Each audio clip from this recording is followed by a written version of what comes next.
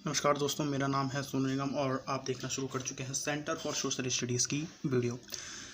आपको पता है कि संयुक्त राष्ट्र संघ 1945 में बना।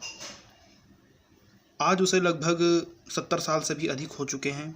जाहिर सी बात है कि किसी भी पुरानी संस्था में, किसी भी पुराने संगठन में नए बदलाव की ज़रूरत होती है। संयुक्त राष्ट्र संघ भी इससे अछूता नहीं रहा।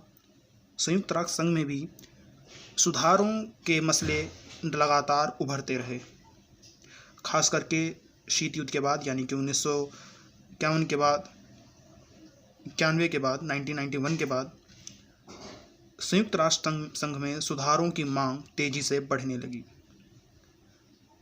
आइए जानते हैं वो कौन से सुधार के मसले हैं जिस पे बात की जा रही है, वो कौन से तथ्य हैं जिनको लेकर सुधार किए जा सकते हैं।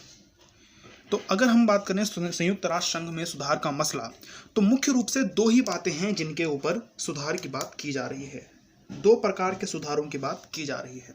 संयुक्त राष्ट्र संघ में दो प्रकार के सुधारों की बात की जा रही है। जब आप चैप्टर खोलेंगे तो उसमें भी आपको मिलेगा। एक आपको मिलेगा कि इसकी बनावट और इसकी प्रक्रियाओं में सुधार। आप पेज नंबर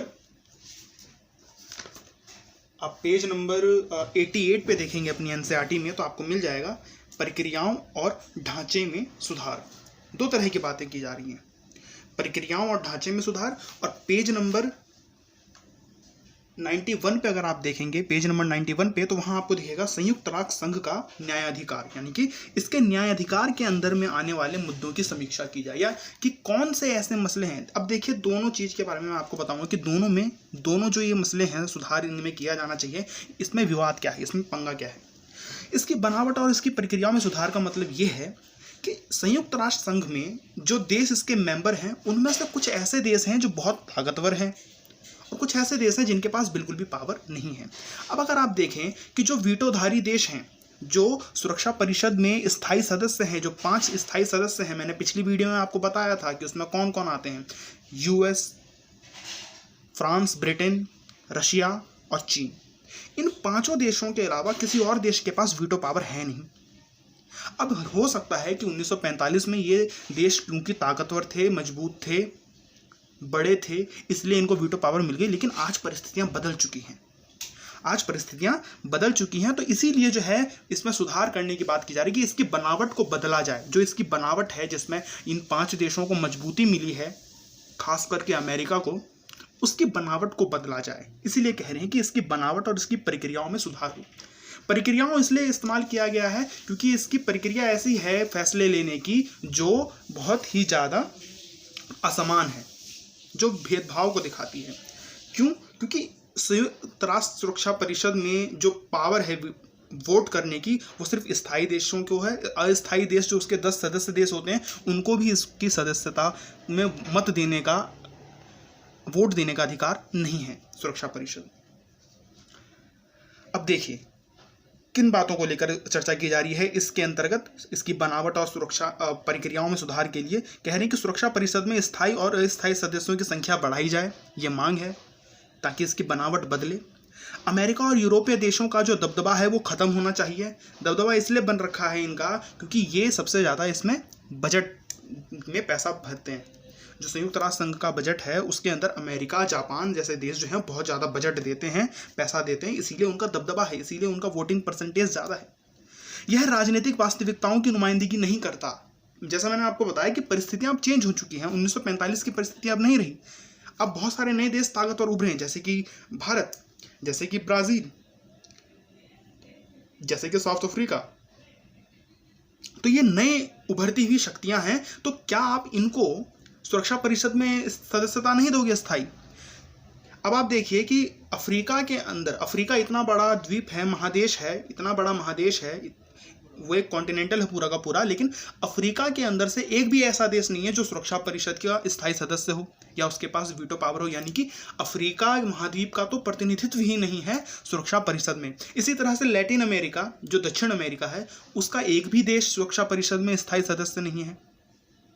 तो ये दिखाता है कि कितनी असमानता है उसके अंदर सुरक्षा परिषद में। इसीलिए इसमें सुधार की बात की जा रही है। जैसे मैं कह रहा हूं कि अब राजनीतिक जो वास्तविकताएं हैं, इस समय की जो राजनीतिक पावर है वो अब अलग हो चुकी है।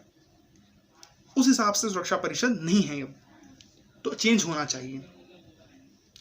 दूसरी बात, सुरक्षा परिषद में अगर जब हम कह रहे हैं कि नए सदस्यों को जोड़ा जाए या सदस्यों स्थायी और अस्थायी सदस्यों की संख्या बढ़ाई जाए, तो वो कौन कौन सी शर्तें हैं जो एक नए सदस्य के अंदर होनी चाहिए, यानी कि जो नया सदस्य देश उसमें जुड़ेगा, जो स्थायी बनेगा या अस्थायी देश नया बनेगा, उसके अंदर ऐसी कौन सी क्वालिटी होनी चाहिए जो उसको सुरक्षा परिषद में स्थायी सदस्य बना दे। तो कुछ शर्तें रखी गई हैं, या यूं कहो कि कुछ सुझाव दिए गए हैं कि अगर किसी देश के पास ये शक्तियां हैं तो हाँ, हम इसे सुरक्षा परिषद में स्थायी बना सकते हैं। क्या है वो शर्तें? कह रहे हैं कि बड़ी आर्थिक शक्ति होनी चाहिए, यानी कि अर्थव्यवस्था उसकी बड़ी होनी चाहिए। कह रहे हैं कि बड़ी सैन्य शक्ति होनी चाहिए, बड़ी सेना होनी चाहिए, बड़ी सैन्य शक्ति होनी चाहिए, मिलिट्री पावर उसकी बहुत अच्छी होनी चाहिए। यूएन के बजट में बड़ा योगदान देना होगा, यानी कि यूएन के बजट में जो यूनाइटेड नेशन का बजट है उसमें पैसा देना पड़ेगा आपको, तभी तो आप आर्थिक शक्ति बड़ी होंगे, तभी आपका दबदबा बनेगा। आबादी के लिहाज से बड़ा देश हो। अब आबादी के लिहाज से बड़ा देश हो तो ये शर्त बड़ी अजीब सी है भाई। किसी देश की ज़्यादा आबादी, बड़ी आबादी उसके लिए फायदेमंद है या उसके लिए नुकसान है, ये एक कंट्रोवर्शियल विषय है ना। और देश जो है वो लोकतंत्र होना चाहिए, लोकतांत्रिक होना चाहिए। तो अब आप देखिए कि दुनिया में ऐसे बहुत सारे देश हैं जो इन शर्तों को पूरा कर सकते हैं। भारत भी इन शर्तों को पूरा कर सकता है। या भारत बड़ी शक्ति नहीं है, आर्थिक शक्ति, भारत के पास बड़ी सेना है, भारत यूएन के बजट में बड़ा योगदान भी दे सकता है, भारत के पास बड़ी आबादी भी है, भारत लोकतांत्रिक देश भी है।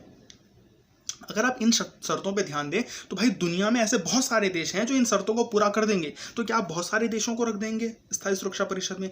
यही पंगा है, यही है मसला कि सुधारों की जो बात की जा रही है उस पर कोई एक मत नहीं बन पा रहा। अगर मान लीजिए भारत को स्थायी सदस्यता दे दी गई, क्योंकि भारत एक बड़ी शक्ति के रूप में उभर रहा है, तो ब्राज़ील, साउथ अफ्रीका, ये ऐसे देश हैं जो बोलेंगे कि हमें भी दो। फिर चीन बोलेगा कि आप पाकिस्तान को भी दीजिए। समझ रहे हैं आप? तो ये बहुत टेंशन वाली बात है। इसकी प्रक्रियाओं में, इसकी बनावट में सुधार की बात की जा रही है, नई सदस्यताओं के लिए शर्त रखे गई हैं, चर्चाएं हो रही हैं, लेकिन एक मत या कोई फैसला नहीं लिया जा चुका, अभी तक नहीं लिया गया है। ये तो हो गई पहली सुधार की बात। दूसरा सुधार है कि इसके न्याय अधिकार के अंदर में आने वाले मुद्दों की समीक्षा की जाए, यानी कि जो संयुक्त राष्ट्र संघ है, जो यूनाइटेड नेशन ऑर्गेनाइजेशन है, वो किन बातों को लेकर काम करेगा, किन मसलों पे काम करेगा और किन पे काम नहीं करेगा।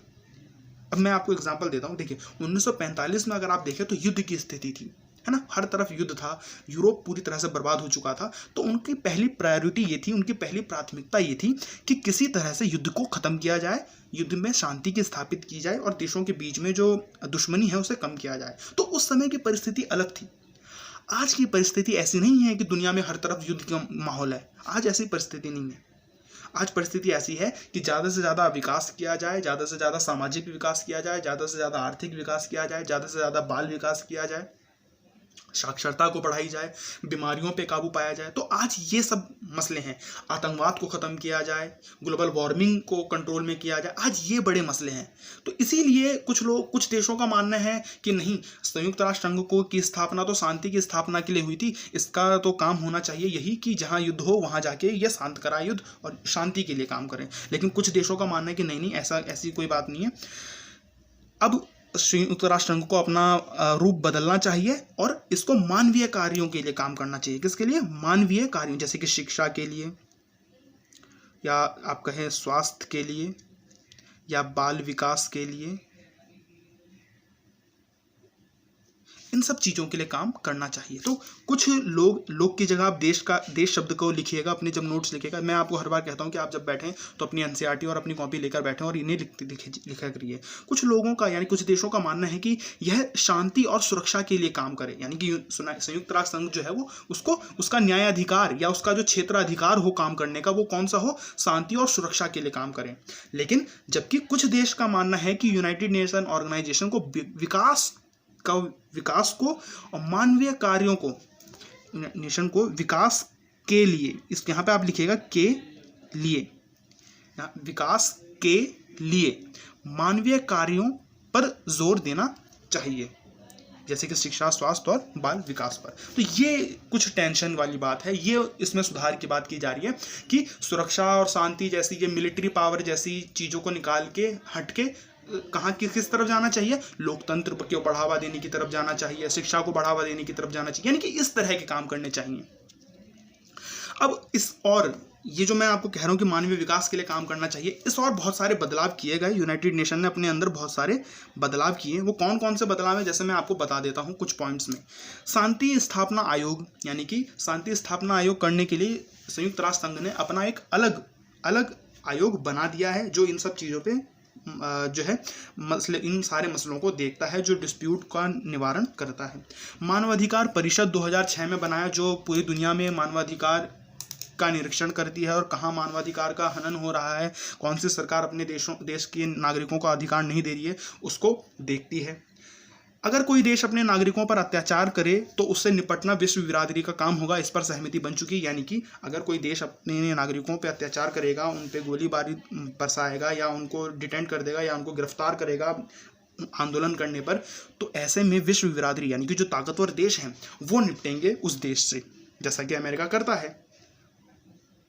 सहस्राब्दी विकास लक्ष्य जो मिलेनियम डेवलपमेंट गोल है उसकी स्थापना की गई। इसमें कहा गया है कि 2000 ये जो जनरेशन है उसके विकास में कार्य किया जाएगा।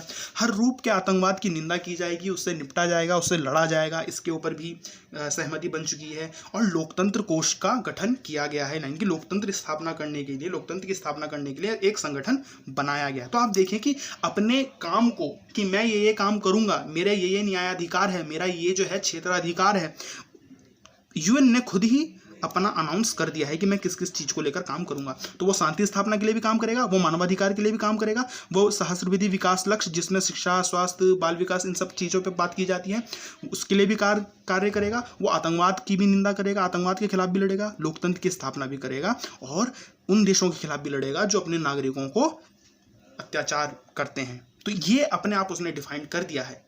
तो यही है कुछ कि संयुक्त राष्ट्र संघ में जो सुधार का मसला है, दो चीज़ को लेकर विवाद है, दो चीज़ को सुधार की बात की जा रही है, उसके अंदर इन बातों को आप आंसर में लिखेंगे। मैं उम्मीद करता हूँ आपको वीडियो समझ में आई होगी। आप एनसीईआरटी पढ़िए, बहुत इंटरेस्टिंग है ये चैप्टर और आपको मज़ा आएगा इसको पढ़ने में। तब तक के लिए जो मैं अगली वीडियो लाऊंगा उसमें हम भारत और संयुक्त राष्ट्र संघ में जो सुधार की बात की जा रही है, जो मैंने आपसे कहा कि भारत इन शर्तों को पूरा करता है, तो क्या भारत को सदस्यता मिलेगी, क्या भारत सच में इन सारी शर्तों को पूरा करता है, और अगर शर्तों को पूरा करता है तो भारत को सदस्यता क्यों नहीं मिली या कब तक मिलेगी, इसके बारे में हम चर्चा करेंगे। तब तक के लिए धन्यवाद। वीडियो को लाइक, शेयर और चैनल को सब्सक्राइब ज़रूर करें।